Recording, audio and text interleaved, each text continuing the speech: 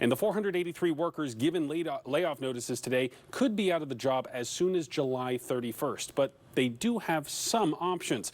We spoke to Jason Lawrence with the union SEIU Local 503 about the scale and impacts from these cuts.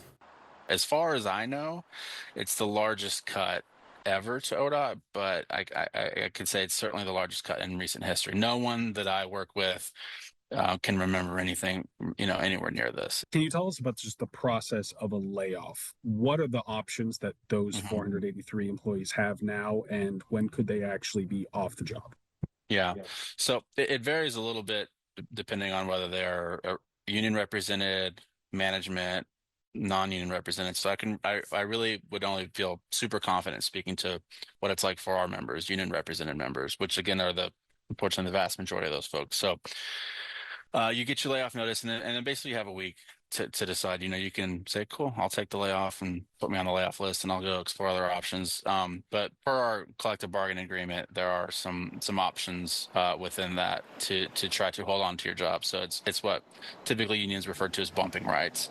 So if I receive a layoff notice and I really want to stay with ODOT, I can turn that slip in basically, and then the agency looks for opportunities for me to find work elsewhere to where a less senior employee would then get their notice. So it's it's the best of times, the worst of times for some folks, right? It's a bit of a domino effect. You get the first round of layoffs.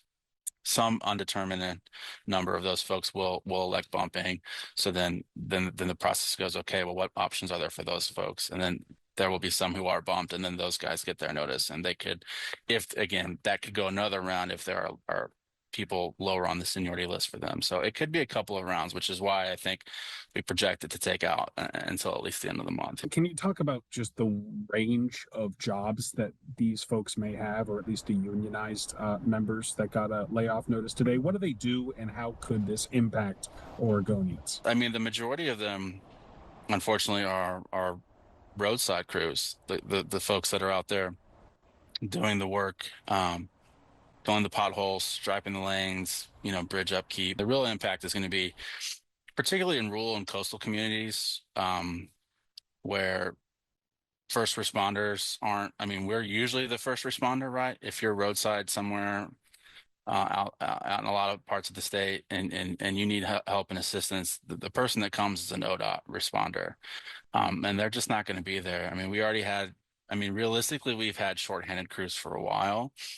And now we're closing down. I think the last number I saw was 12 locations across the state. So you had a small number of people covering hundreds and hundreds of highway road miles. And now that geographic area is growing. So it might be a situation now where before you were lucky, ODOT would be the one there, and now they may not be there at all. So it's really going to be impacts like that in emergency situations, and just it's going to increase the degradation of the infrastructure overall, right? Again, and it's going to be the rural and coastal communities that are hurt the worst, where there's just fewer resources and fewer people to upkeep that. So whether you're talking about regular maintenance like potholes and cracks and seams and such, or mudslides or snow. I mean, some of these rural areas, there's not going to be anyone to clear the snow. And if we do have a few people that can man trucks, they're going to be a lot slower than they used to be. How does it feel as an employee of ODOT to be living through this right now? Yeah, no, I don't chuckle. I chuckle because I was saying this earlier. I feel like I'm sort of going through the 5 stages of grief, right? I've raged at this. I have wept over this.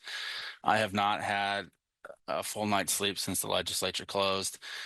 And people are like, "Oh, are you on the list?" And it's like, no, thankfully, right now my position isn't on the list. I mean, it's a non-zero, obviously, with the bumping, but the numbers are there. The possibilities, right? But I think all along you're just kind of hopeful that the leadership in the legislature will step up and pass something, right?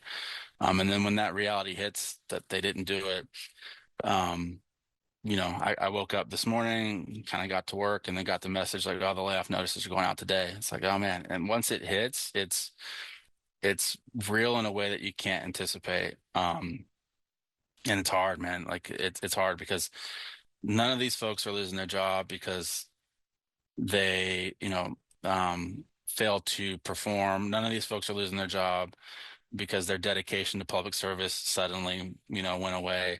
They're losing their job because the legislature's inability to find, to come together and find the funding package. So it's frustrating. People are scared. Their lives are at stake. I mean, you're talking about 483, potentially 483 families who just lost their breadwinner, right? And that's a pretty significant number. And again, like the impact's going to be felt harder in some communities more than others. And at a time where politically you don't know what benefits will or won't may or may not be there, it's people are scared, man. People are scared. I think there's a lot of shifting back and forth with our members from sort of righteous rage to just sort of deer in headlights, like, oh my gosh, I can't believe this is here. What are we going to do? So it's tough. It's tough. Needless to say, it's tough.